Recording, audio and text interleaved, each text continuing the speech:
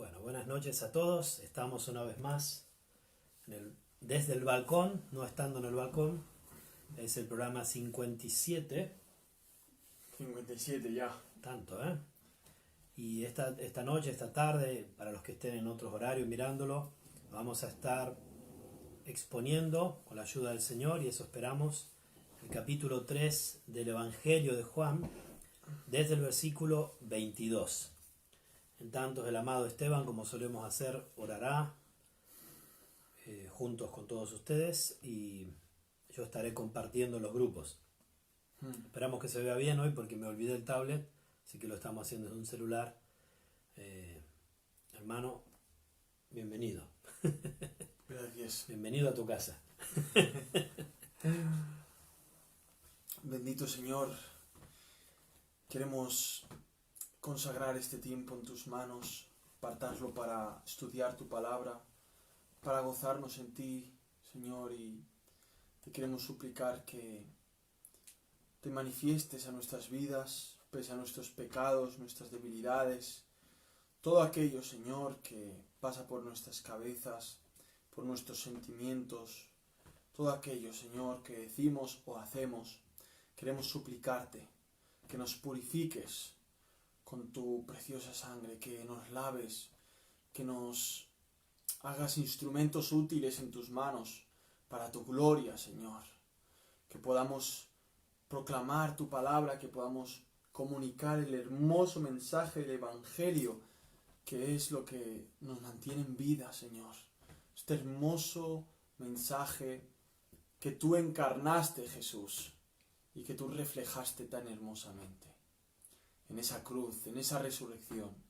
Te pedimos, Espíritu Santo, que vengas a nosotros, que hables a nuestros corazones, que nos des claridad, que nos des luz y que nos des sabiduría. Señor, te pedimos, por favor, que podamos adorarte en estos momentos, que sea edificación para aquellos hermanos que desean seguir creciendo en tu palabra, por aquellos que aún están muertos en sus delitos y pecados, que tú toques sus corazones, que tú alcances sus almas. Señor, muchas gracias por el Evangelio de Juan y gracias por las verdades que nos estás enseñando, que nos estás mostrando. Permítenos conocerte más, Jesucristo, para la gloria de tu nombre, para contemplar tu majestad. Señor Jesús, revélate a nosotros. Muchas gracias. Gracias por el perdón de pecados, gracias por tu amor. En Cristo encomendamos este tiempo. Amén. Amén, amados hermanos. Qué hermoso es estar en la presencia del Señor, orar, llevar todas las cosas ante Dios y conjuntamente con la lectura de su palabra. Vamos a estar siguiendo el Evangelio de Juan en el capítulo 3, como lo dejamos la vez pasada, y vamos a estar viendo desde el versículo 22 hacia adelante, hacia donde lleguemos. No sé si algunos de vosotros que estabais en la anterior vez estuvisteis viendo que mirábamos sobre Jesús y Nicodemo, ¿no? Ese escenario tan maravilloso donde Nicodemo, un maestro de Jerusalén, no entendía muchas cosas y Dios, el Señor Jesucristo, le iba mostrando poco a poco, ¿no? Muchas veces hablábamos que nos veíamos como Nicodemo, sin embargo, el Señor va siempre a un punto, ¿no? A manifestar quién era Él, a aclarar quién es Él, el Señor Jesucristo. Y aquí veremos, después de esta charla tan profunda que tuvo con Nicodemo, que si os fijáis es del versículo 1 al versículo 21 del capítulo 3, todo se lo dijo a Nicodemo.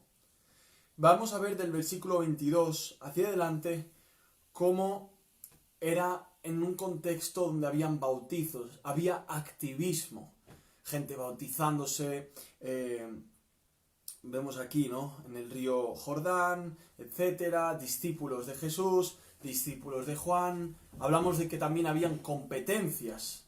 Vamos a estar viendo algo muy humano, ¿no? Que podemos ver en las denominaciones, en las iglesias, o incluso en contextos familiares.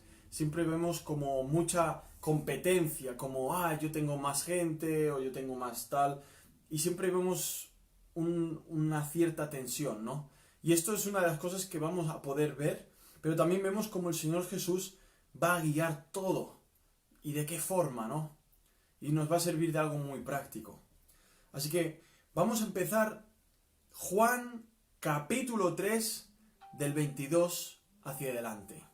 Vamos a leerlo y ya hemos encomendado a Dios. Si aún no has orado, te invito a que ores para que Dios bendiga su palabra en tu vida, para que el Señor lo dirija, para que Dios sane heridas por medio del poder de su palabra, para que Dios lleve tu corazón al arrepentimiento si es que tu corazón aún está duro como una piedra, sea Dios por medio de su palabra dándonos más revelación de quién es este Dios, de quién es este ser que se encarnó y vivió entre los hombres.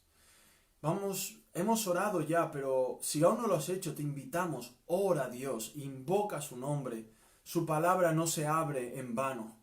Siempre que se lee su palabra, en cualquier lugar de la tierra, Dios va a hacer algo, sea para mandar a algunos al infierno, otros al cielo, pero la palabra siempre que se abre, sea con la intención más diabólica, el Señor hará algo, porque es viva, porque es la palabra de Dios, porque es como espada de doble filo, que entra hasta lo más profundo del ser, que separa los tuétanos, que separa los pensamientos, que penetra, ¿no? Es la palabra de Dios, y aunque el mismo diablo la agarrara y la quisiera predicar para poder engañar o desvirtuar, aun el peso de la verdad que él pudiera intentar desvirtuar o falsamente engañar, aún así eso le serviría para sufrir más en el infierno, porque tiene peso, es la palabra de Dios. Así que dispongámonos para entrar en su presencia por medio de este medio maravilloso que es la palabra de nuestro Dios. Amén. Vamos a leer, amado Mirko. Leamos. Dice así, Juan capítulo 3 versículo 22. Después de esto, y ya sabemos que era esto porque lo estuvimos estudiando, toda la conversación secreta de Nicodemo con Jesús, pues Nicodemo lo buscó secretamente de noche. Después de esto, vino Jesús con sus discípulos a la tierra de Judea, y estuvo allí con ellos, y bautizaba. Juan bautizaba también en Enón, junto a Salim, porque había allí muchas aguas, y venían y eran bautizados, porque Juan no había sido aún encarcelado. Entonces hubo discusión entre los discípulos de Juan y los judíos acerca de la purificación. Y vinieron a Juan y le dijeron, Rabí, mira que el que estaba contigo al otro lado del Jordán, de quien tú diste testimonio, bautiza, y todos vienen a él, hablando de Jesús. Respondió Juan y dijo, no puede el hombre recibir nada si no le fuere dado del cielo. Vosotros mismos me sois testigos de que dije, yo no soy el Cristo, sino que soy enviado delante de él.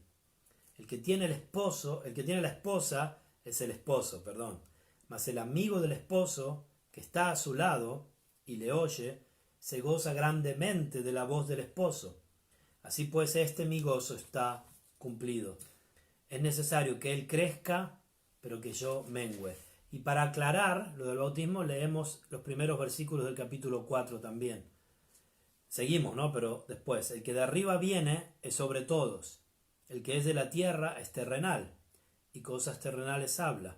El que viene del cielo es sobre todos, y lo que vio y oyó, esto testifica. Y nadie recibe su testimonio. El que recibe su testimonio, atestigua que Dios es veraz. Porque el que Dios envió, las palabras de Dios, habla, pues Dios no da el Espíritu por medida. El Padre ama al Hijo y todas las cosas ha entregado en su mano.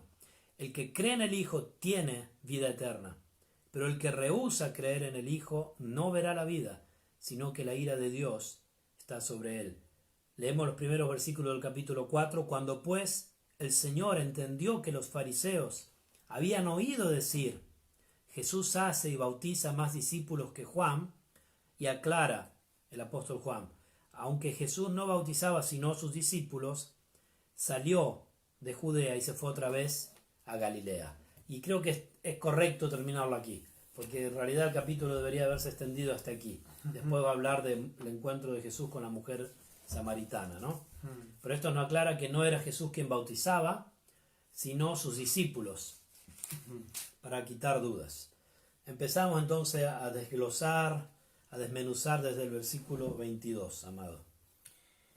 Bueno, es maravilloso cómo empieza el relato, ¿no? Ese después de esto.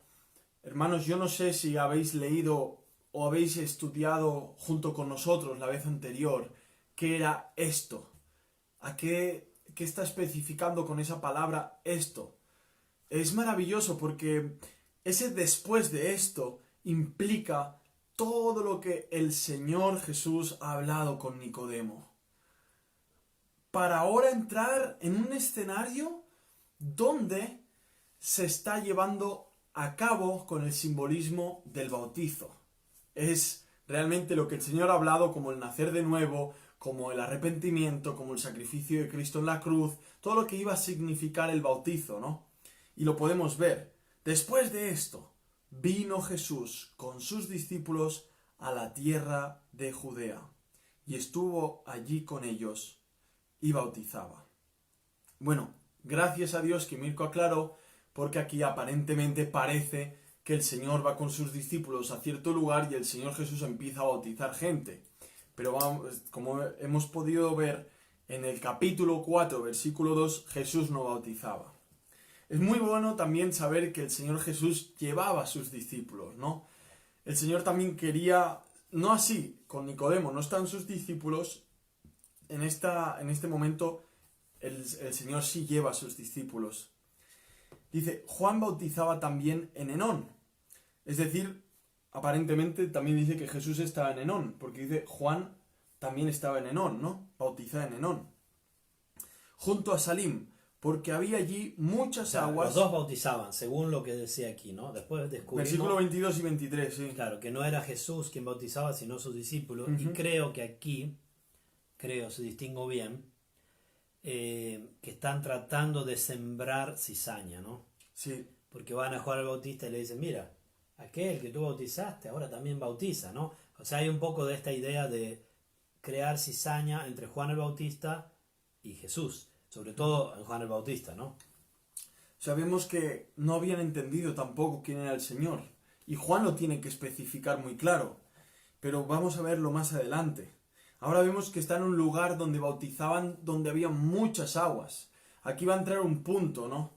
Tenemos los hermanos presbiterianos, para no enredarnos mucho, pues que ellos pueden defender, o algunos que son reformados pueden defender que el bautizo no es por inmersión, sino solamente es por aspersión, ¿no?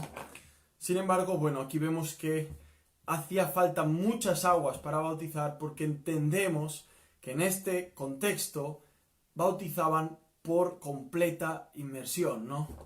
Ya que, bueno, podemos mirar luego el simbolismo de lo que significaba el bautizo para poder ver de forma más profunda. Y la palabra baptizo, la palabra que significa, que creemos que significa sumergir, ¿no?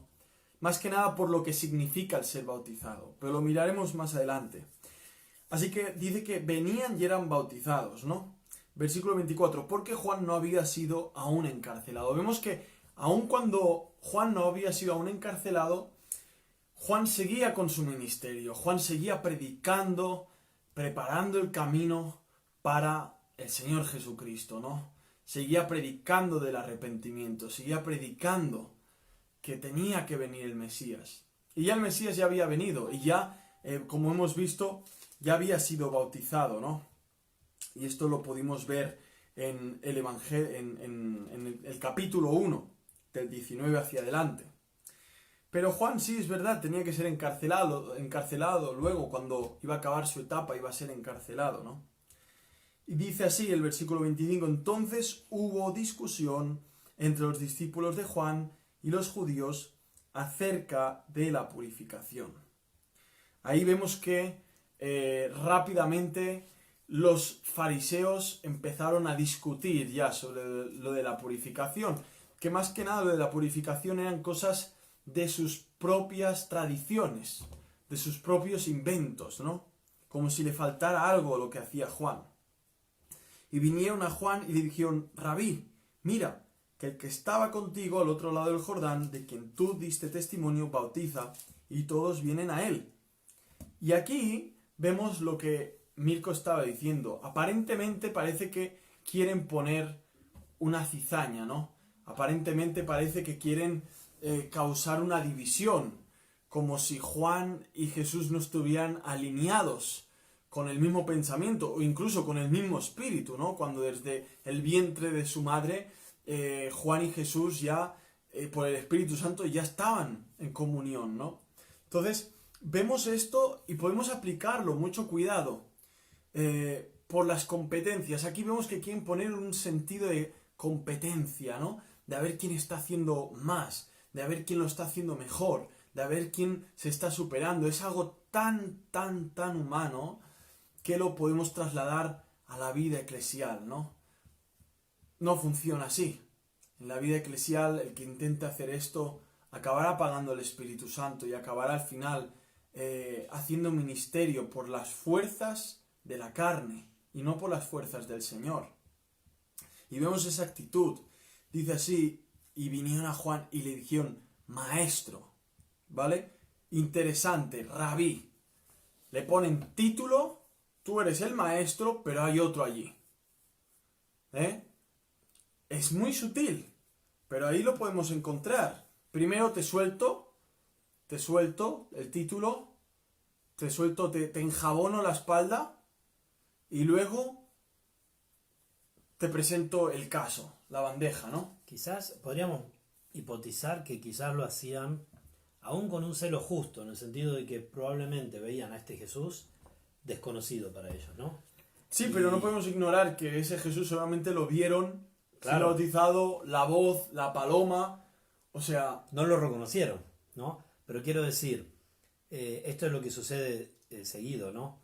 Y un poco el énfasis que está haciendo Juan, que el verbo, aquel verbo que creó todo lleno de gracia y de verdad, la causa por la que todas las cosas subsisten, había venido y los hombres viendo la sustancia, no la forma, la ley y todas estas tradiciones de los hebreos, muchas eran mosaicas y eran bíblicas, llamémosle así, mandadas por Dios, pero eran una figura, ¿no? Llevaban a Cristo. Cuando apareció aquel que era el cumplimiento de esa ley, la sustancia misma, no lo vieron, no lo reconocieron, ¿no? No lo vieron. ¿Cuántas veces, si aún hoy en día Jesús apareciera en nuestras iglesias, no lo reconoceríamos? ¿Cuántos cristianos no se darían cuenta porque están tan encerrados en sus ideas personales o en sus convicciones personales, como muchos de estos judíos no bíblicas, ¿no? Por eso Jesús tuvo que decirle a Nicodemo poco antes, tienes que nacer de nuevo, ¿no? Y aquí vemos de nuevo, ¿no? Que estos eran religiosos, ¿no? Eran religiosos. Y muchos de estos eran judíos, pero evidentemente religiosos, porque van a discutir sobre la purificación.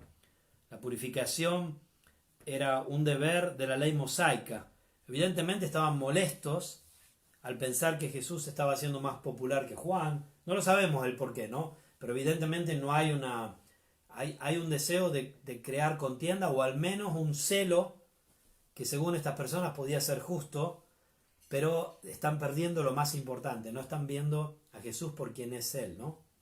Y creo que Juan, quien escribe, pone esto justamente porque lo que está haciendo hasta ahora Juan en este libro, como lo habéis visto, es poner la identidad de Cristo, ¿no? El verbo, el cordero, la luz, ¿no? La gracia, la verdad, etcétera, ¿no? Y aquí, la vida, por supuesto, y aquí de nuevo, a través del testimonio de Juan el Bautista, porque Juan el Bautista indudablemente para muchos del pueblo en ese momento era un hombre muy respetado. Sí. Acá hay un testimonio que en el primer siglo seguramente fue muy importante anudar. Ok. Decía, acá hay un testimonio de Juan el Bautista, a quien las personas respetaban, y él mismo va a decir lo que ahora el hermano Esteban nos va a ir diciendo.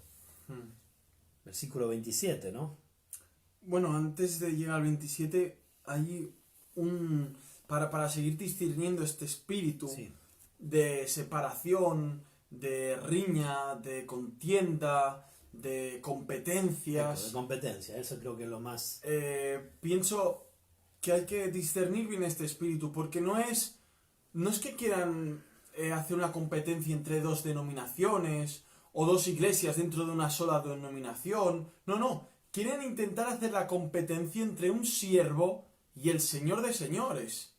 Entre un instrumento y el que usa el instrumento. O sea, estamos teniendo claro la idea. Entre el heraldo y el rey. Sí, quieren poner en competencia al siervo y al rey de reyes. O sea, no han entendido nada realmente. Y muchas veces, ¿acaso queremos nosotros tener competencia con el Señor Jesucristo? ¿Cuándo nos gloriamos de ser nosotros los buenos? Cuando el único que es bueno es Él. Cuando queremos ponerle nombre a las buenas obras y nuestra firma, como cuando queremos presumir de algo que nosotros no hemos hecho, ha sido Él en nosotros, por medio nuestro. Hermanos, eso sigue existiendo. Los amigos de Juan siguen dentro de nuestros corazones. Sigue habiendo eso. De decir, mira, aquel del que tú das testimonio, en el cual estás en el otro lado, en el Jordán, ahora bautiza y todos vienen a Él. Pues oye, ¿y qué problema hay? Gloria a Dios. Aplaudamos eso. Que vengan a Él y no a mí. Porque yo no tengo ninguna solución para ti. Ni yo ni nadie. Solo Jesucristo tiene la solución para ti. Y es el perdón de pecados. Es la restauración completa de un alma rota, insatisfecha y sucia, asquerosamente sucia por el pecado. Él tiene esa solución. Yo no. Ni nadie más. Solo Jesucristo. Entonces, cuando estamos viendo esto, hermanos, amigos, todo el que esté escuchando, todo el que tenga oídos, oiga, en el versículo 26, donde se acercan a Juan y le dicen, maestro, mira, el que estaba contigo al otro lado del Jordán, de quien tú diste testimonio, bautiza y todos vienen a él. ¿Y qué problema hay? ¿Por qué no os alegráis? Que vengan a él. Que vengan a Él. Las iglesias se pueden llenar. Pregunta es, ¿han venido a Él? Porque si no han venido a Él, hermanos, están a esto de irse al infierno todos y de cabeza. Muy bien, sí, se están bautizando, pero ¿han venido a Él? Porque si no, así como caen dentro del lago un día, caerán en el lago de fuego eternamente. Levantan las manos, pero ¿es para agarrarlo a Él? ¿Ser agarrados por Él? Porque si no, con las mismas manos que dicen que están siendo salvos, son con las mismas manos que luego apostatarán y agarrarán otra cosa en vez de Cristo. Se trata de Él. Amén. Ese Él que con el que ellos querían crear una competencia. Pero gloria a Dios por el Espíritu Santo. El Espíritu Santo, vamos a ver en el versículo 27, que le dio por medio de Juan una clara respuesta a esta pobre gente que veían a Jesucristo como una empresa aparte, como una competencia, que les podían intentar robar la fama de nuestro rabí Juan, la fama y el populismo que Juan tenía como un hombre de Dios. Nos la querían socavar estos de Nazaret, este cartel de los pescadores. Ahora querían venir por aquí a quitarnos la gente. Juan tenía clara su misión. No sabían que el ministerio de Juan era preparar el camino del Rey de Reyes, no, claro. Lo ignoraban, ¿no? Terrible. Que Dios nos guarde, hermanos, porque eso está aquí, apegado al corazón. Sentir competencia, de ver quién tiene más likes, de ver quién tiene más reproducciones, de ver... Hermanos, que vengan a Él, a Jesucristo. Amén. Porque si no, lo que estamos haciendo El Señor dice en su palabra que sufrirá pérdida, pérdida en el día del tribunal donde el pueblo de Dios será juzgado y tendrá un ajuste de cuentas con el amo y Señor de esta obra, de la extensión del reino del Evangelio. Pero vamos a ver esta respuesta en el versículo 27. Dice que respondió Juan y dijo. Hermanos, esta respuesta... Un paradigma esto. Esta respuesta, guardémosla en nuestro corazón, por favor. Porque con esta respuesta apagaremos muchos fuegos, mucho incienso falso, mucha basura que quiere extender sus pestes en la iglesia, en nuestras vidas, en nuestra intimidad. Dice así. ¿Y cómo lo dice Juan? ¿Por qué dices que es un paradigma, Mirko? Porque es una verdad muy grande, ¿no? Va más allá de lo que estamos viendo acá, ¿no? Sí. O sea, permea todas las cosas en la vida, digamos, ¿no? Sí. Claro, hay que tomarlo con pinzas también, ¿no? Pero bueno, ya entraremos a desglosarlo, ¿no? Dice así, Juan, lleno del Espíritu Santo, le responde a sus discípulos, no puede el hombre recibir nada si no le fuere dado del cielo. A ver, Juan, ¿qué me estás contando? ¿Cómo que el hombre no puede recibir nada? El hombre puede recibir muchas cosas, aun del mismo diablo puede recibir muchas cosas. Claro, aquí Juan sabemos lo que está diciendo, no puede recibir nada bueno, nada glorioso, nada hermoso que no venga del cielo, ¿no? Como analizando la situación, poniendo en contexto las cosas, como diciendo, oye, ese hombre no sería así si no viniera del cielo, y tiene mucho que ver, por lo que luego, si nos da tiempo, veremos del versículo 31 al 36. Está claro. Así que, hermano, breve aplicación a nuestras vidas. Cuando alguien venga y reconozca algo hermoso en ti, algo virtuoso, algo que es digno de reconocimiento y aún crees que es digno de que te halaguen falsamente porque no te pertenece a ti el halago, acuérdate esto. Juan lo tenía grabado y sellado en su corazón. No puede el hombre recibir nada si no le fuere dado del cielo. Que tienes una buena esposa o un buen esposo, que tienes unos hijos hermosos, que tienes un conocimiento profundo de las Escrituras, que tienes una vida de oración intensa, que tu ministerio es maravilloso porque es Dios que lo ha formado, que lo está moldeando, que lo prueba, lo pasa por fuego, que el Señor te está hablando por medio de estas cosas que hacemos por internet, que hace poco has conocido al Señor, que eres un pecador miserable y crees que Dios te está llamando. Acuérdate, no puede el hombre recibir nada si no le fuere dado del cielo. Es del cielo, de toda buena dádiva. Todo Y don perfecto y toda buena dádiva viene de lo alto, del Padre de las luces, en el cual no hay mudanza ni sobra de variación, ¿no? Entonces, Juan pone un asentamiento, primer punto, para rebatir esta mala intención que estas personas están teniendo. Y luego desarrollarlo seguidamente en el versículo 28. Vosotros mismos me sois testigos de que dije, yo no soy el Cristo. Nuevamente aquí Juan está haciendo algo hermoso y que solamente el Espíritu Santo puede hacerlo en el corazón de un hombre. El protagonismo lo está dirigiendo a donde tiene que estar. Amén. Esto entendemos que es del Espíritu Santo porque humanamente hablando nos gusta ser los protagonistas.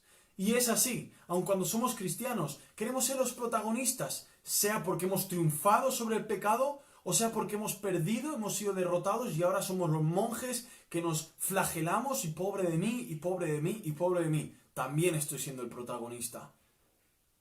Somos protagonistas cuando perdemos, aparentemente, y cuando ganamos, aparentemente. Cuando estamos apenados por el pecado, queremos que todo el mundo nos escuche, que todo el mundo nos dé la palmadita. Ahora somos las víctimas, necesitamos que todo el mundo nos enjuague las lágrimas, que todo el mundo nos dé la palmadita en la espalda. Somos protagonistas de la pena, de qué tristeza.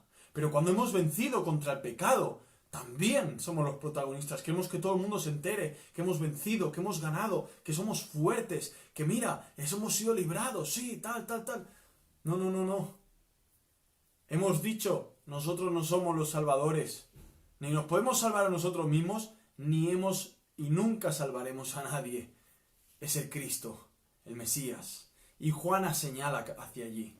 Señala primeramente de dónde vienen las cosas, del cielo, y luego señala quién ha venido del cielo y a quién tienen que mirar. Y luego dice, oye, yo ya os lo dije, ¿por qué venís con estas competencias? Yo ya os lo he dicho, yo no soy el Cristo. A la gente se creía que era el Cristo, ¿acaso, no? Él tenía una óptica enrarecida. Probablemente discípulos de Juan también estaban celosos, pero aparte, si Juan hubiera sabido que Jesús era un falso profeta, no hubiera respondido de esta manera, ¿no? Claro, él tenía claramente la evidencia. Está hablando de una idea acabada del hecho de que realmente él sabía quién era Cristo. Es cierto que después dudó, lo vemos más adelante, ¿no? En su vida, porque no veía lo que se esperaba según el punto de vista humano que él tenía, ¿no?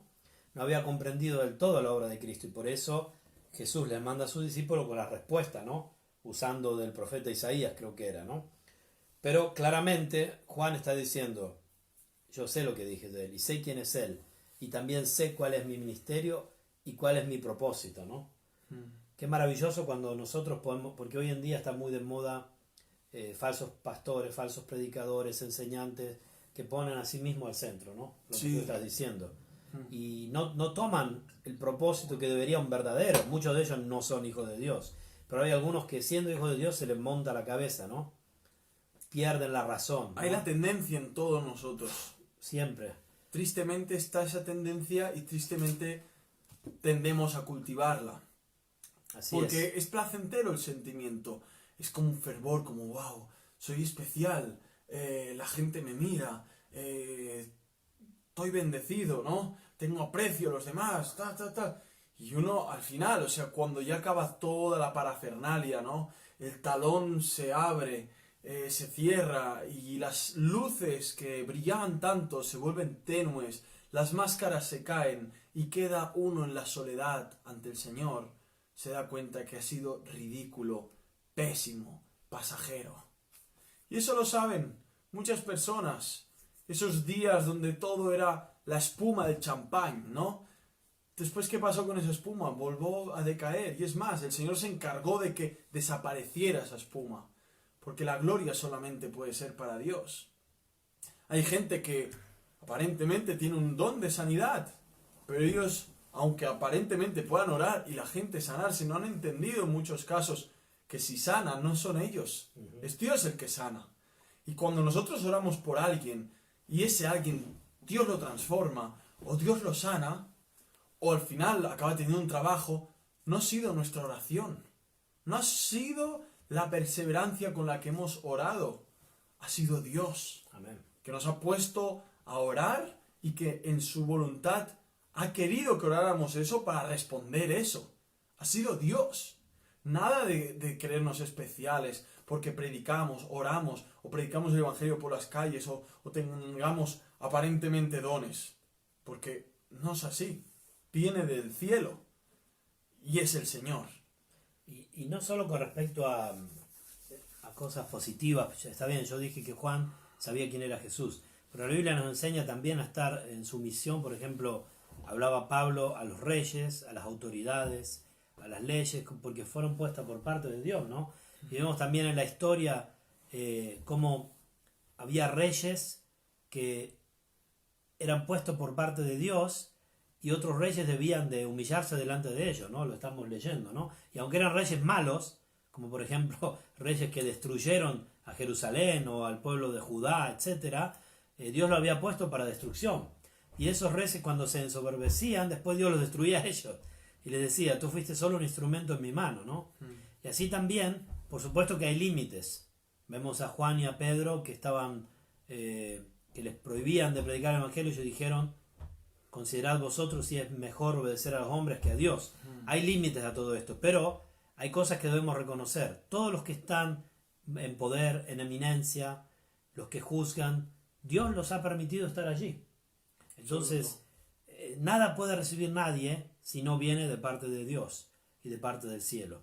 En este caso Juan está hablando de un seguimiento de discípulos a Jesús, y era algo espiritual, y obvio que así debía ser, y era el ministerio de Juan, ¿no? Pero en la vida en general nos ayuda para tener una perspectiva más bíblica y más real. La soberanía de Dios. Dios es el que pone, Dios es el que quita, Dios es el que da, Dios es el que quita de nuevo. Dios es el que está en control, ¿no? Jehová dio, Jehová quitó, dijo Job, ¿no? Y así lo vemos como una regla, un paradigma de todas las cosas en la vida.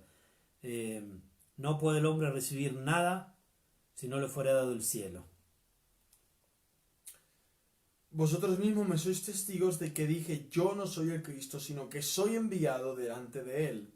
El que tiene la esposa es el esposo, mas el amigo del esposo que está a su lado y le oye, se goza grandemente de la voz del esposo.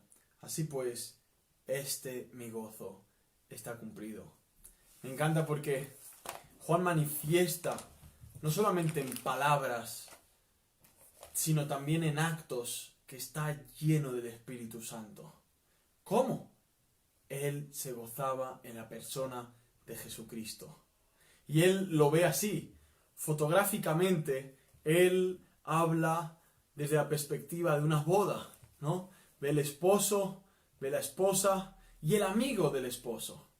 Es maravilloso. El amigo del esposo, si realmente es un amigo genuino, él está alegre, él está feliz.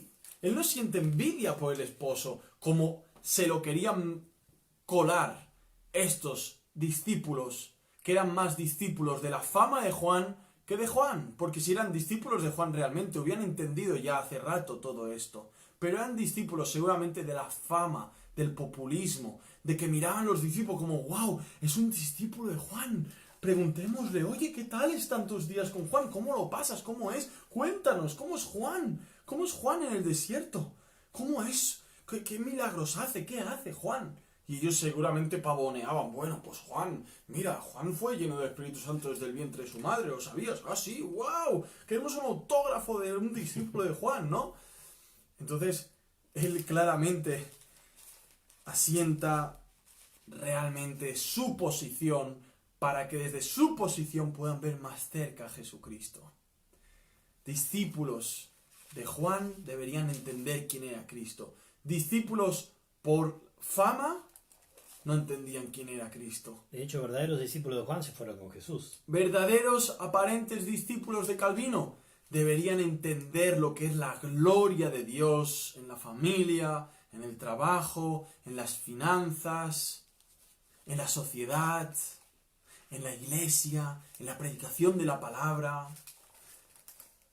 Solamente seguidores de la fama de Calvino, gente que discute, gente que contiende, que se llaman calvinistas, pero solamente hace que poner piedras de tropiezo a tantas personas que tímidamente se acercan a estas verdades bíblicas y se echan para atrás por causa de gente que es solamente seguidores de la fama de un hombre que Dios usó en la historia. Y así podríamos aplicarlo a tantas cosas para solamente ver que donde hay contienda, donde hay competencias, es que no se han procurado que todo sea acerca de Él, del Señor Jesucristo. He ahí un problema terrible que causa heridas y raíces de amargura en la iglesia. Amigos del esposo, alegraos, alegraos. No tengamos envidia, porque el esposo se alegra con la esposa, porque el Señor Jesucristo se alegra con su iglesia, con nosotros.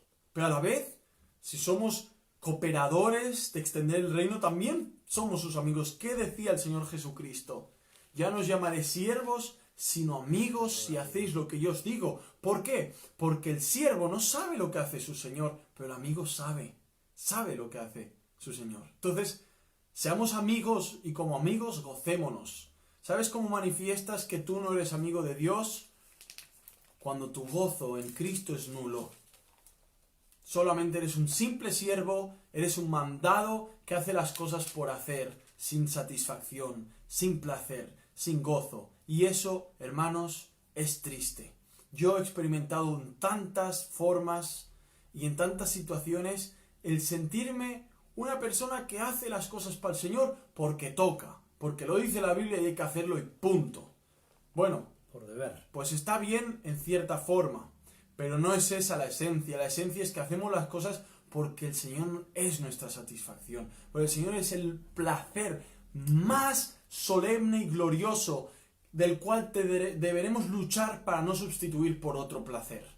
El Señor Jesucristo es el que tendría que ser el gozo de nuestro corazón, de forma que seamos los amigos del esposo, que se goza por verse con su iglesia, que se goza por verse asentándose en corazones que estaban sucios y limpió por su sangre para enamorarlos y atraerlos a sí mismo. Y nosotros como amigos, alegrarnos, gozarnos, ser los amigos del Rey de Reyes, que se gozan en verse en amor profundo con su esposa, que a la vez también nos pertoca a nosotros como esposa que somos, ¿no?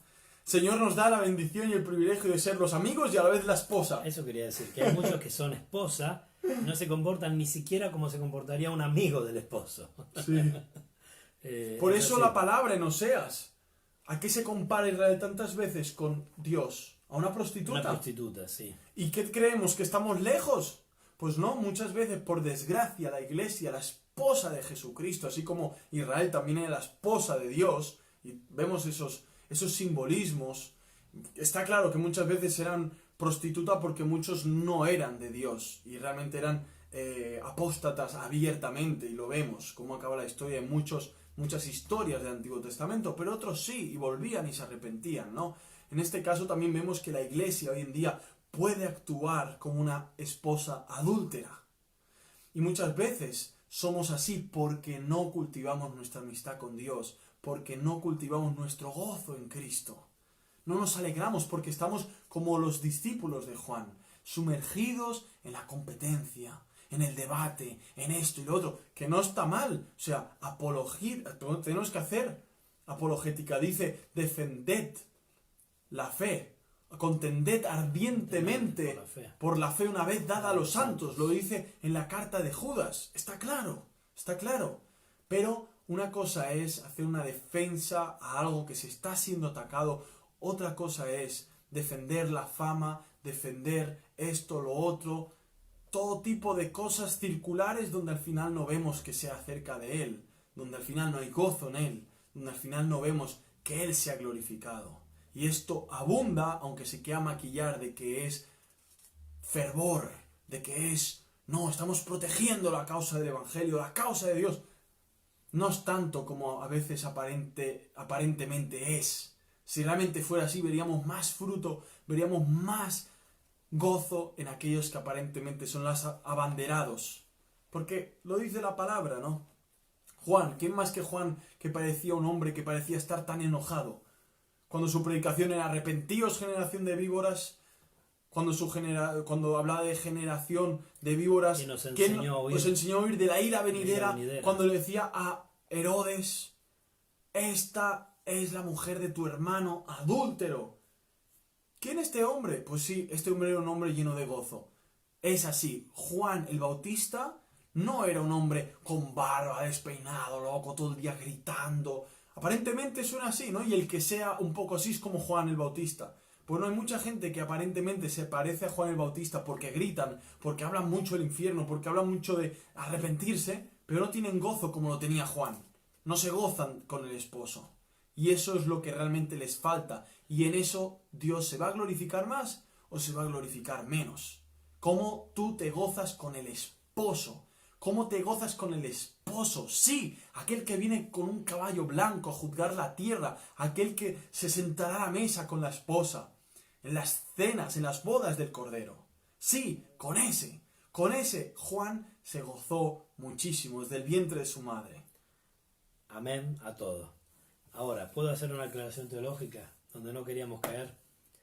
Voy a ir, me voy a tirar. Amado, tírate. Que tengo mucho para decir, pero lo voy a decir muy corto.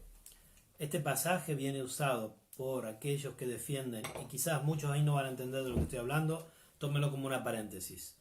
Viene usado por aquellos que sostienen un sistema dispensacionalista, del cual ustedes probablemente son parte, porque la mayoría de los evangélicos en el mundo tienen ideas dispensacionalistas, aunque no sepan lo que significa la palabra. Ahora bien, el mismo pasaje desmiente esa aplicación del pasaje, y lo voy a explicar por qué.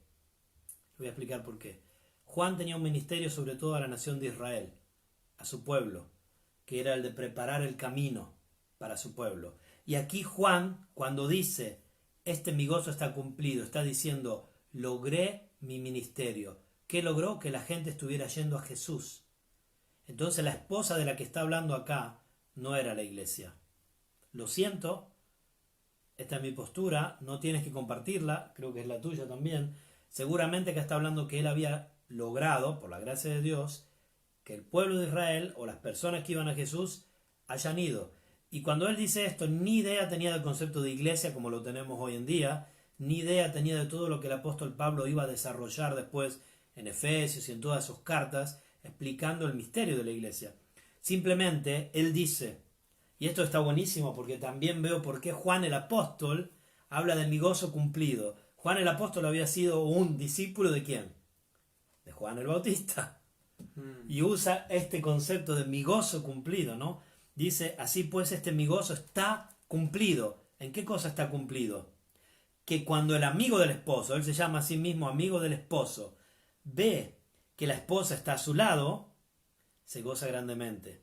Dice, el que tiene a la esposa es el esposo, mas el amigo del esposo, Juan, el Bautista, que está a su lado y le oye, se goza grandemente de la voz del esposo. Y ahí estaba la esposa estaba ¿dónde? En lo que le habían dicho los discípulos y estas personas a Juan, para provocarlo. ¿Qué le habían dicho? Le habían dicho, Rabí, el que estaba contigo al otro lado del Jordán, el que tú bautizaste, del que diste testimonio, del que dijiste que era el Cordero de Dios que quita el pecado del mundo, y aquel a que muchos de tus discípulos, Pedro, Juan, Andrés, otros, lo siguieron, ese está bautizando, aunque después vemos el capítulo 4, 1 y 2, que no era el que bautizaba, eran los discípulos de Jesús. Y lo peor para los que dijeron esto era, y todos vienen a él, y ese todos vienen a él, era la causa del gozo cumplido de Juan. Amén. Entonces no está hablando de la iglesia. ¿Se comprendió lo que quiso decir o no? Sí. Bueno, si no lo comprendieron no importa, pueden dejar sus preguntas. Eso se iba a extender luego. Se iba a extender, por supuesto. O sea, no queda ahí. El concepto de esposa se va a ampliar de una forma brutal, ¿no? Miren, en Isaías 54, 6 o 5 y 6 dice, porque tu marido es tu hacedor, Jehová de los ejércitos es su nombre y tu redentor, y como a la esposa de la juventud que es repudiada, dijo el Dios tuyo. Perdón, me salté un versículo. Lo leo de nuevo. 54, 5 de Isaías. Porque tu marido es tu hacedor, Jehová de los ejércitos es su nombre, y tu redentor, el Santo de Israel, Dios de toda la tierra, será llamado. Porque como a mujer abandonada y triste de espíritu te llamó Jehová, y como a la esposa de la juventud que es repudiada, dijo el Dios tuyo, por un breve momento te abandoné, pero te recogeré con grandes misericordias. Juan el Bautista conocía el hecho de que Dios llamaba a Israel su esposa, ¿no? Y después vemos, en la Biblia descubrimos quién es el verdadero Israel, ¿no? Pero bueno, esto es un tema que lo hemos hablado, que se va a extender, llegando después Pablo a explicar que los circuncidados de corazón, los que han creído en Jesús, los que han nacido de nuevo, son parte del verdadero Israel, el Israel de Dios. Esto es clarísimo en todo el Nuevo Testamento. Este concepto Juan todavía no lo tenía, no podía tenerlo. El Espíritu Santo lo guiaba, pero todavía no podía tener este concepto, ¿no? Por supuesto que eso se va a extender luego, ¿no? Me gusta mucho que dice, se goza grandemente de la voz del esposo, ¿no? Me viene Cantar de los Cantares, ¿no? Cuando la Sulamita escucha la voz del esposo, del enamorado, y se goza. Cuando después el Señor, el esposo también dice, sal de la peña, quiero oír tu voz, ¿no? Porque dulce es tu voz y agraciado es tu rostro. O cuando Jesús dice, mis ovejas oyen mi voz, sí. Yo las conozco y yo les doy vida eterna, ¿no? Escuchar la voz del Señor produce gozo. Amén. Produce gozo porque Él es el autor del gozo. Y muchas veces no queremos escuchar la voz del Señor porque sabemos que a veces para que antes produzca gozo primero tiene que producir dolor y a que a veces nos dice cosas que no nos gustan, pero son necesarias. A veces queremos el gozo, pero pasando por encima el quebranto, pasando por encima la humillación, ¿no? Y por eso muchas personas quieren un evangelio fácil. Por eso se llenan muchas veces las iglesias donde te regalan una experiencia, bueno, te regalan entre comillas, porque muchas veces siempre piden bastante. Sin embargo, hoy en día se quiere un evangelio que haya gozo, que haya satisfacción, sin confrontación. Y ese gozo, amigo o amiga, que escuchas, si no ha sido nacido de una confrontación donde te ha podido llevar al arrepentimiento, donde te ha podido llevar a tener una más y grande esperanza en el perdón de Cristo hacia tus pecados, que sepas que ese gozo es un gozo de cartón, es un gozo de plástico. La formación de este gozo que puedas sentir, pero que no viene de Jesucristo, es un gozo diabólico, porque no está basado en la obra de Cristo, no está basado en la obra de la cruz. Te sentirá mal, te sentirá bien, ¿qué importa esto? Lo que te importará realmente es saber si el gozo que tienes en tu corazón viene de Dios o viene del diablo. Es un invento hecho por factores psicológicos, sentimentalistas, o realmente es el gozo de la salvación nacido de la obra de la cruz, un gozo que viene de escuchar la voz del buen pastor. Eso es lo que debería interesarte y eso es lo que deberíamos examinar día a día en nuestros corazones. ¿De dónde viene el gozo, la satisfacción, la alegría que tenemos en el corazón? Eso es lo que deberíamos mirar y eso es lo que Juan podía aclarar tan fuertemente como decir él mismo: yo soy el amigo del esposo, me gozo al verlo junto a la esposa y me gozo el oír la voz. Después, a continuación, muy importante este versículo también, dice, ¿no? Este mi gozo está cumplido. Pero luego lo finaliza con el 30. Que ni finaliza porque después continúa. Luego sí. Concepto, ¿no? Luego sigue, sí. Dice, es necesario que él crezca, pero que yo mengüe. Y lo dice gozoso. ¿Qué definición? No lo dice triste como dice, mi momento de fama, de gloria, no va a suceder nunca. No, la gloria de Juan es esta. Otro paradigma. Que él crezca. ¿Qué definición de la vida cristiana? Otra vez, sí. Sí. O sea, no es lo que él estaba queriendo decir, pero hizo una definición a través del Espíritu Santo. El Espíritu Santo la hizo maravillosa de la vida cristiana. Total. Este podría ser un lema si eres un renacido, una renacida para tu vida, para la mía. Ya esto podría ser el lema de la vida. Es que Mirko, es un lema que, aunque a veces por pecaminosidad nuestra, lo queramos alejar de nosotros, es un lema que Dios, sí o sí, si eres hijo de Dios, te lo va a aplicar. Amén. Va a hacer que mengues y que Él crezca. Amén. Siempre. O sea, lo repitas como Juan o no lo repitas porque no te interesa, tranquilo, tranquila. Él lo va a aplicar. Vas a menguar. Él va a crecer. Esa va a ser la fuente del gozo de lo que tú estás hablando. Total. O sea, Cristo en nosotros, la esperanza de gloria. No tengo duda, cuando Juan, no el que está hablando ahora el Bautista, sino el apóstol, habla del gozo, habla de esto, ¿no? De esta relación con Jesucristo. Pedid y vuestro gozo será cumplido, ¿no? Por todos lados. Tú lo estuviste predicando, sí. ¿no? Sí, en la epístola de Juan, también en Juan 17, Juan 15 habla de la vid, los pámpanos, pedid, ¿no? Dice, lo que hemos visto y oído, eso os anunciamos para que también vosotros tengáis comunión con nosotros. Esto es primera de Juan 1:3. Y nuestra comunión verdaderamente es con el Padre y con su Hijo Jesucristo. Estas cosas os escribimos para que vuestro gozo sea cumplido. O sea, solo a través de la comunión con el Padre y el Hijo, por la obra de Cristo, nuestro gozo puede ser cumplido. Y solo para un cristiano, para uno, si tú no conoces a Jesús como Salvador, si no eres renacido, si nunca te has arrepentido de tus pecados, no has creído a la buena noticia del Evangelio, entonces no se puede cumplir el gozo en ti. No este gozo, el verdadero gozo. Pero para los que hemos renacido, no hay mayor gozo que este.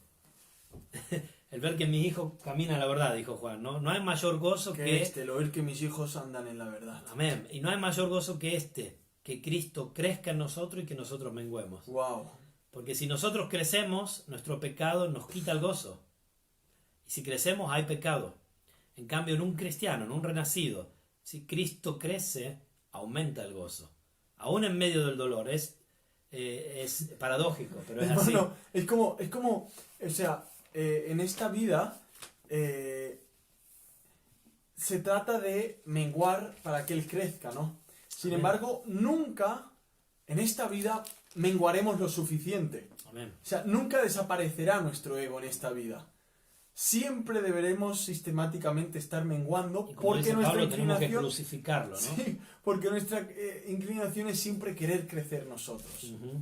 querer extender fama, el renombre, todo esto, ¿no? Entonces, lo curioso de esto, de cómo funciona el sistema del reino de los cielos, es que cuando tú te haces pequeño, el Señor te engrandece porque ve que puedes el Señor darte un nombre, por ejemplo, porque sabe que estás preparado para seguir menguando aún en lugares que parecen de altura, humanamente hablando, como dice Mirko siempre, humanamente hablando, porque sabe que si el Señor te puede bendecir y exaltar en medio de los hombres, es para que seas un testimonio de que hay que menguar para que Él crezca. Y es lo que pasaba con Juan. Juan tenía discípulos, Juan tenía mucha gente que lo seguía, tenía respeto de las autoridades, incluso romanas, ¿no?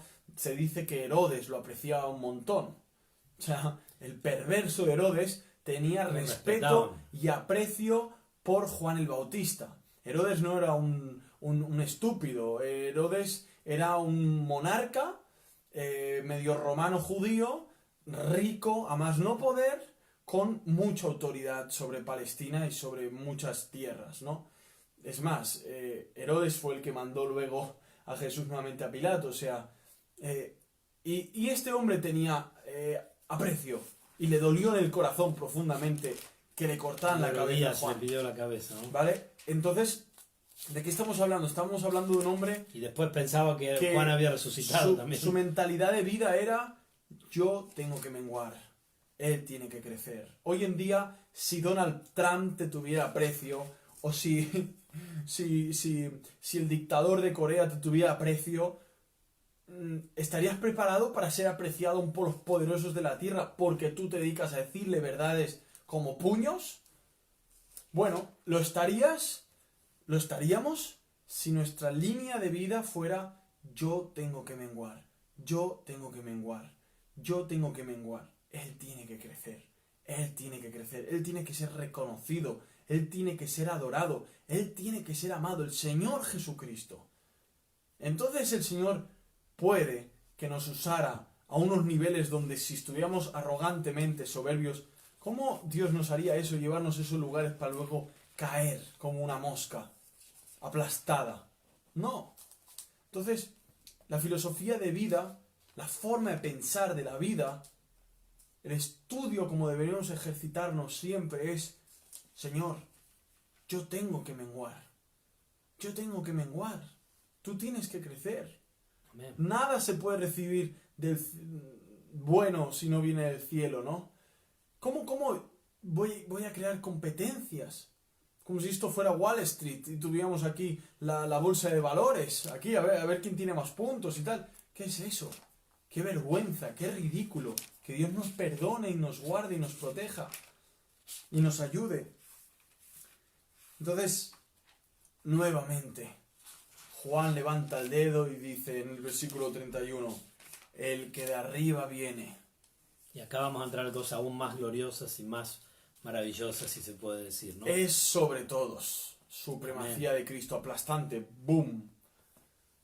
¡Pum! Aquí los aplasta. Yo no sé si lo dijo gritándoles, si se lo dijo susurrando, si se lo dije calmado o con una expresión de autoridad y un tono serio.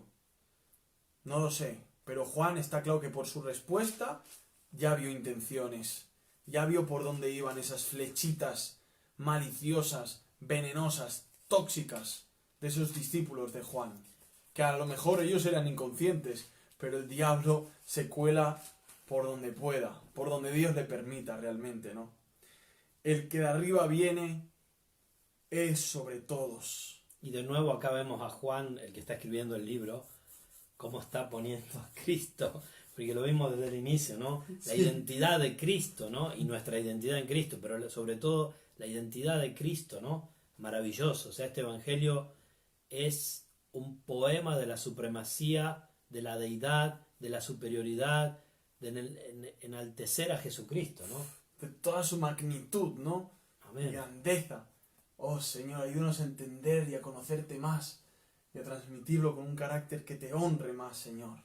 Transfórmanos, Jesucristo. Amén. Amén. Amén.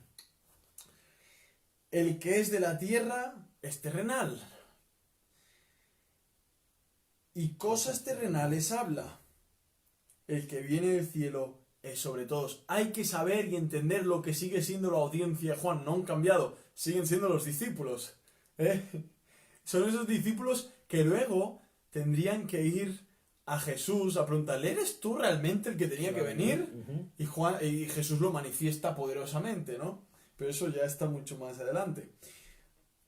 La audiencia, discípulos, mentalidad terrenal, palabras terrenales. Juan los está definiendo, pero no deja de definirles quiénes son ellos, pero no deja de definirle a quién tienen que mirar, Amén. a quién tienen que dirigirle. Es más, como que Juan los está empujando, oye, id vosotros también con él, dejadme en paz, seguidlo a él también, que aprendéis mucho más, que veréis la gloria de Dios realmente en él, ¿no?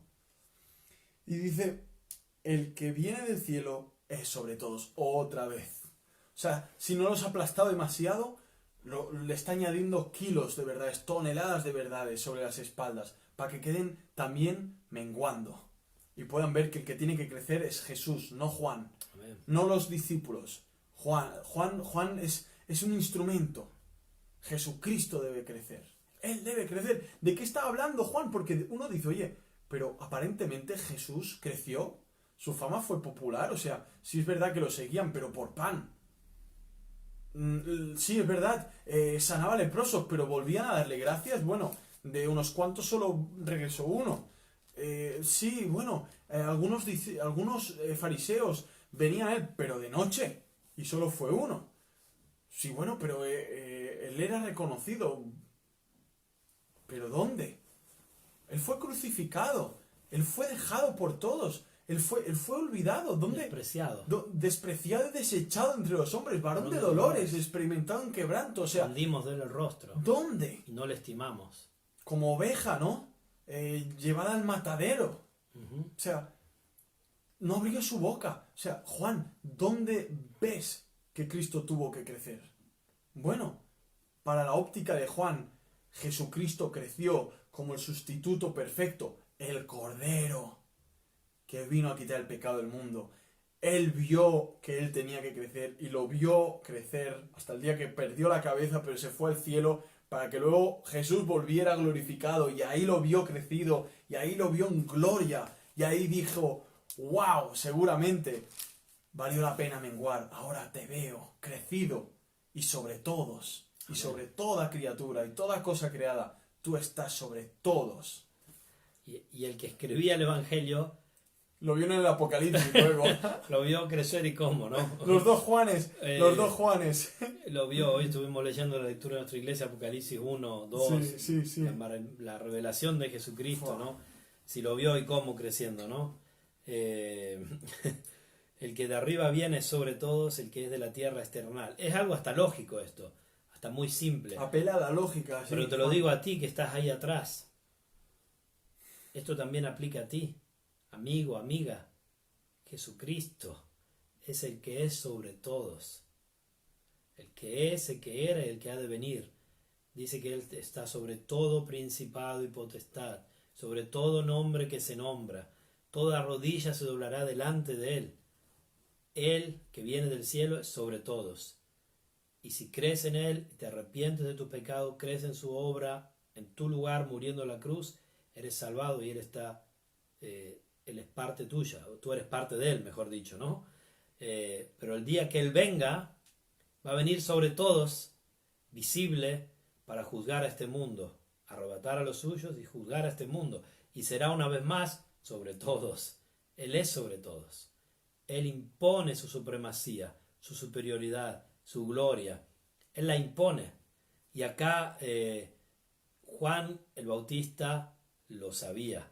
Recordemos que Juan el Bautista estaba en la panza ¿de quién? De su mamá, Elizabeth, ¿no? Ujú. Y cuando María viene a él, en la panza salta de gozo, ¿no? Vuestro gozo se ha cumplido, después dice, salta de gozo, ¿no? Porque su Señor, la madre de su Señor y su Señor en la panza había venido a él, ¿no? Interesante también esto, para mirarlo después con el tema del gozo y todo esto, ¿no? Sí. Ya era sobre él, ya era sobre todo, ¿no? Cuando viene Jesús a bautizarse con él, le dice, tú tendrías que bautizarme a mí, ¿no? O sea, Juan siempre tenía esta idea muy clara, no nos dejemos engañar, muy claro. Y acá está predicando, el que de arriba viene es sobre todos, el que es de la tierra es terrenal y cosas terrenales habla, el que viene del cielo es sobre todos. Y lo que vio y oyó, esto testifica. Y nadie recibe su testimonio. El que recibe su testimonio, este atestigua que Dios es veraz. Qué fuerte, está diciendo cosas, Juan, que luego te iban a desarrollar mucho mejor. Aquí Jesús está empezando su ministerio, ¿no? Uh-huh. Entonces, bueno, ya ha purificado el templo, ya ha tenido una gran conversación, ¿no? Con Nicodemo, ya han pasado muchas cosas. Sin embargo, él habla de cosas como que dirías, wow, esto es más para hechos, ¿no? Para lo más desarrollado. Pero no, aquí Juan el Bautista ya está hablando, ¿no? Hay que creer, hay que recibirlo. Aunque lo veamos por aquí, Él es, ¿no? Él es. El que recibe su testimonio, este atestigua que Dios es veraz, ¿no? También leíamos en la epístola de Juan que dice que el que no cree en el Hijo hace a Dios mentiroso, porque Dios da testimonio de Él. También es como que esto que hemos leído Está aquí. todo muy conectado, Sí. todo. Dice, porque el que Dios envió, las palabras de Dios habla, pues Dios no da el Espíritu por medida. Ahí también tenemos una enseñanza hermosa. Y es que no existe yo estoy lleno del Espíritu a medio vaso o a vaso completo o tal. O sea, cuando uno ha sido lleno del Espíritu Santo está sellado. Diferente es que luego se pueda apagar, contristar, ¿no? Pero cuando uno tiene el Espíritu Santo, tiene todo el Espíritu Santo. Luego es que el Espíritu Santo se quiera revelar en uno completamente. Yo creo que nos moriríamos de un infarto, pero creo que Él se va manifestando en nuestras vidas por medio de la palabra, en la vida de oración, en la comunión de los hermanos, ¿no? En la predicación del Evangelio. El Espíritu Santo se va manifestando, pero Él lo da sin medida. Y esto es algo maravilloso también para saber que Jesucristo está completamente lleno de la segunda persona de Dios. O sea, el Hijo también dependía del Espíritu Santo, como del Padre, así como el Padre del Hijo, el Espíritu Santo del Padre, y viceversa. Los tres se necesitan mutuamente, porque los tres son un Dios, un solo Dios, el único Dios, ¿no? Entonces vemos cómo hace esta definición. Y para ya Juan el Bautista lo había dicho acá en el capítulo 1, versículo 32. También dio Juan testimonio diciendo, vi al Espíritu que descendía del cielo como paloma y permaneció sobre él. Y yo no le conocía, pero el que me envió a bautizar con agua, aquel me dijo, sobre quien veas descender el Espíritu y que permanece sobre él, ese es el que bautiza con el Espíritu Santo. Y yo le vi y he dado testimonio de que este es el Hijo de Dios. Un testimonio. Sí. El Padre ama al Hijo y todas las cosas ha entregado en su mano. Qué hermoso, ¿no? El que cree en el Hijo tiene vida eterna, pero el que rehúsa creer en el Hijo no verá la vida, sino que la ira de Dios está sobre él. Claro, esto para un judío le caía como un jarro de agua fría en la cabeza, porque era decir, bueno, que sepas una cosa, que todo el círculo de obras que tú haces, creyendo que éstas te justifican ante Jehová, ante Yahvé, todo esto te promete el cielo, que sepas una cosa, si tú haces todo lo que haces, pero no crees en este hombre, sí, en ese, en el hijo de José aparentemente, el carpintero, el que nació de una virgen, este, que está por ahí al otro lado del río, que los discípulos están bautizando, si no crees en ese, que sepas una cosa, la ira de Dios está sobre ti. Claro, esto para un judío era como... y bueno, ¿y qué quiere decir? Que todo lo que hago no sirve para nada. Y bueno, ¿y antiguamente para qué servía? Antiguamente todo lo que era la ley, la tradición judía, era un medio, no era el fin, era un medio para conocer la gran necesidad que tenían del Mesías, de ese Salvador que tenía que venir, ¿no? Entonces, es lo mismo, aun cuando todo hacían lo que hacían en el judaísmo, seguía siendo un medio para que vieran al Mesías, para que vieran a ese que era como cordero que tenía que ser inmolado, ¿no? Entonces, el problema era de su perspectiva, de su mentalidad, o apagada, ofuscada, que no entendían, que no podían entender. Entonces, digo que era como un jarro de agua fría por esta definición tan contundente, ¿no? Pero el que rehúsa creer en el Hijo no verá la vida. Y esta palabra que Juan el Bautista usa aquí de no verá la vida, la vemos en Juan 3, la vemos aquí, versículo 3. Cuando Jesús le responde a Timoteo, respondió Jesús y le dijo: de cierto te digo que el que no naciere de nuevo no puede ver el reino de Dios. Entonces, realmente ver la vida, ver el reino de Dios, era realmente poder contemplar al Hijo, poder contemplar al Señor Jesucristo. Tanto ver el reino de los cielos como en este versículo 36, no ve, como ver la vida, ¿no? O sea, el que podía ver el reino de los cielos, el que podía ver la vida, era el que realmente podía contemplar a Jesucristo como el Dios hecho hombre, como el Hijo de Dios, ¿no? Así que tú, amigo que escuchas, tú, amigo que estás duro como una piedra, que esto te entra por aquí y te sale por allá, que estás satisfecho por tu propia bondad, porque has hecho algunas buenas obras, porque a lo mejor te has ido a repartir mascarillas por la calle, o has dado comida a los vecinos, a esa señora mayor que le faltaba. Si no crees en el Hijo, si no crees en aquel que se hizo hombre y murió por los pecadores, si no crees en aquel que derramó su sangre para lavar todos nuestros pecados, si creemos y nos arrepentimos, la palabra de Dios dice que la ira de Dios Estás bajo la ira. está sobre ti. Es interesante el Está hablando tiempo, que ¿no? la ira, el enojo divino, no está sobre el pecado, está sobre el pecador que lo practica desechando al Salvador y Redentor de los pecadores. O no estará, porque muchos piensan, bueno, el día que muera entonces ahí Dios va a estar. No, no, ya estás bajo la ira. Y esto está muy en concordancia con lo que había dicho antes, que el que en él cree no es condenado, pero el que no cree ya ha sido condenado. Un tiempo presente y pasado. Es nacer y vivir bajo la ira de Dios. Es terrible. Es la peor condición que el ser humano pueda encontrar. Es lo opuesto de lo que hablábamos antes, que él crezca y yo mengüe. Son antónimos, ¿no? Son lo contrario.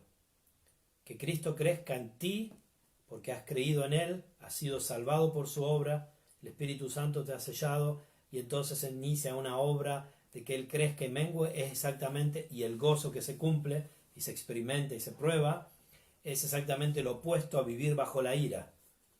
Aunque te parezca que tu vida está yendo bien en muchas cosas, aunque no te sientas bajo la ira de Dios, la Biblia es clara. Si no has creído en el Hijo como tu Salvador, estás bajo la ira.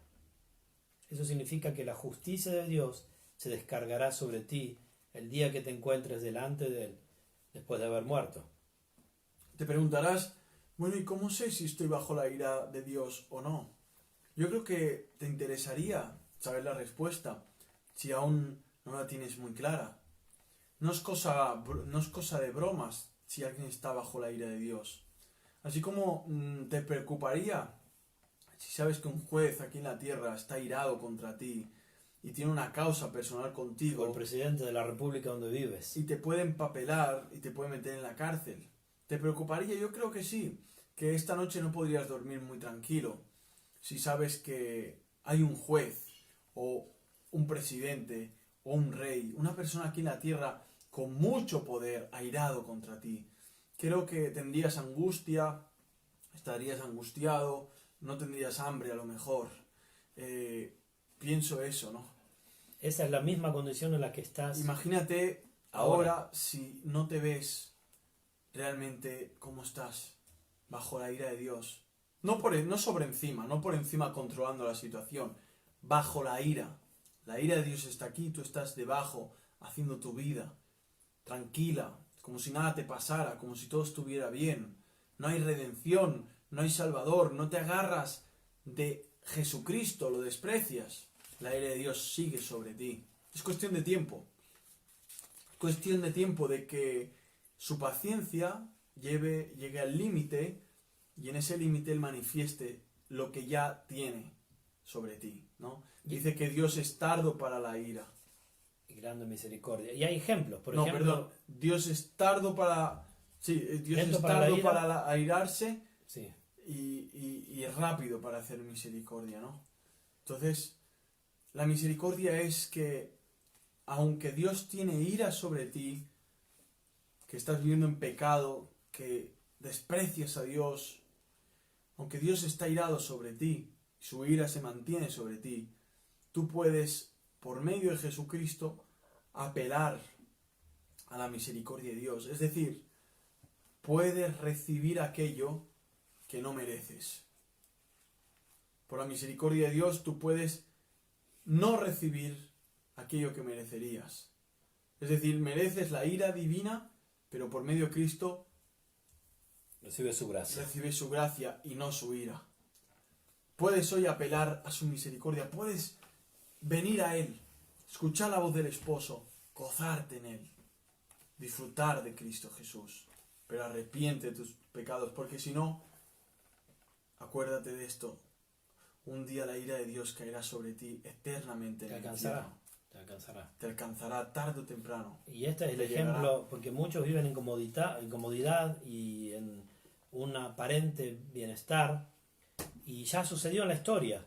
Mas como los días de Noé, dice la Biblia en el capítulo 24 de Mateo, versículo 37, mas como los días de Noé, así será la venida del Hijo del Hombre. Porque como los días antes del diluvio estaban comiendo y bebiendo, casándose y dándose en casamiento, hasta el día en que Noé entró en el arca, y no entendieron hasta que vino el diluvio. Que esta no sea tu condición, que te llegue el juicio de Dios. El diluvio fue un juicio temporal, pasajero, destruyó a todos, salvo a 8 personas, destruyó todo lo que se conocía en este mundo por agua, dice Pedro, pero fue un cuadro, una figura de lo que va a ser la ira derramada de Dios sobre las almas, mandando a la muerte segunda las almas de aquellos que no han creído en Jesús y no han creído al Evangelio de Jesucristo. Y puede que tú estés viviendo una vida de aparente tranquilidad, casándote, bebiendo, comiendo, trabajando y todo, y estás escuchando el Evangelio y estás rehusando creer en el Hijo, como dice Juan 3, estás bajo la ira de Dios. Y un día esa ira, aunque ya estás bajo ella, se hará visible en un juicio, mandándote para siempre a la muerte segunda, en el lago de fuego. Pero justamente el Evangelio es la buena noticia de que no es necesario llegar a eso, pues hay vida en Jesús. Amén. Hay vida en creer en su obra. Y por eso están las dos cosas juntas. No hay una mala noticia sino una buena noticia. El Evangelio es justamente la respuesta de amor de Dios para los que creen en Jesucristo. El que cree en el Hijo tiene vida eterna. Ya la tiene también. Aunque esté viviendo en angustia, en tristezas, en pesares, porque Cristo está creciendo en él y él está menguando.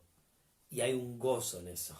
Hay un gozo maravilloso y glorioso. Amén. Sabiendo cuál será el fin, dice Pedro, que es la salvación de vuestras almas. Así lo dice Pedro, ¿no?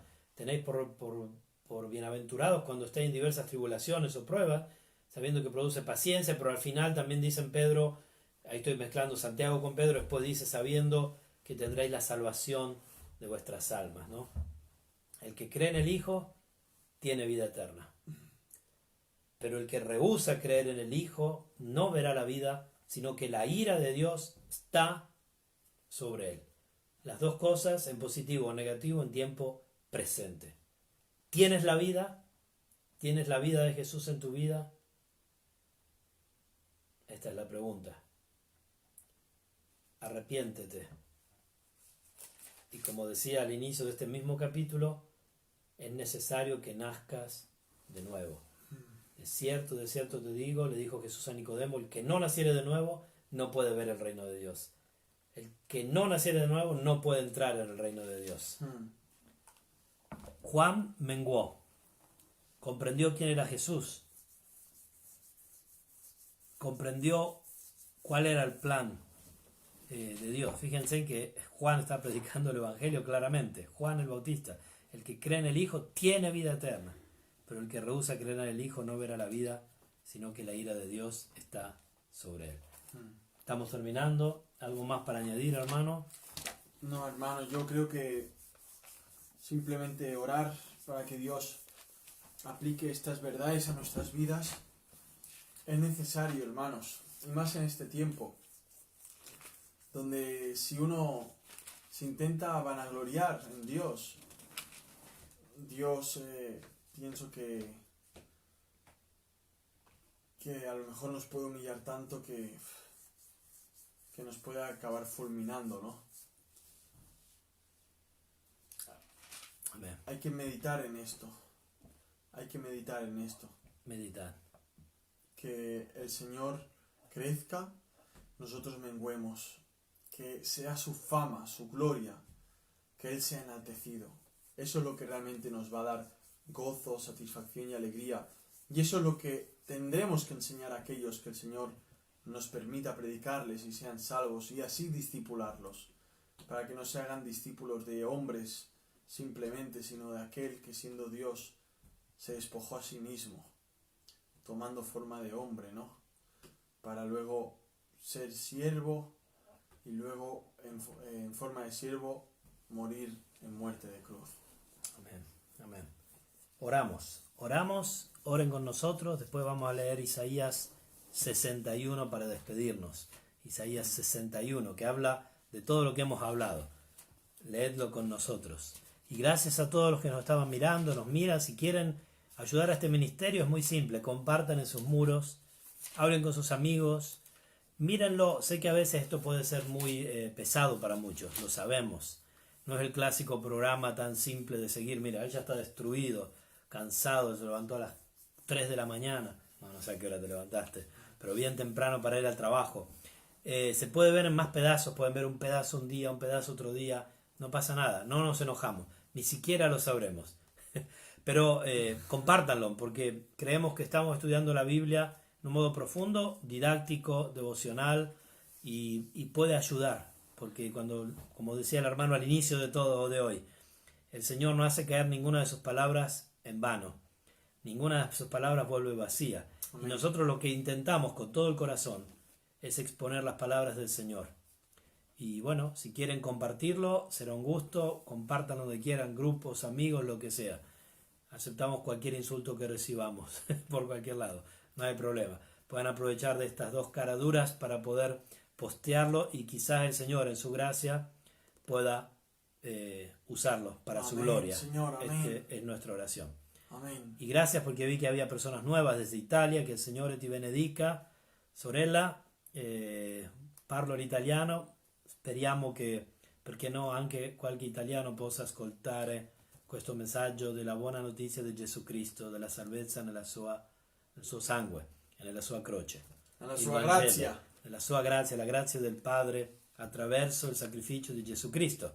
C'era una sorella, una hermana que nos estaba mirando desde Italia, pienso que habla español, pero bueno, bene. Tenemos en el Grazie corazón, di Dio con te, fratello, tenemos en el sorella. corazón a Italia, hemos trabajado allí con mi esposa por 3 años y bueno, es un país muy duro, muy difícil, por el cual oramos y esperamos que el Señor pueda estar obrando allí también. Oremos también por eso, hermano. Amén.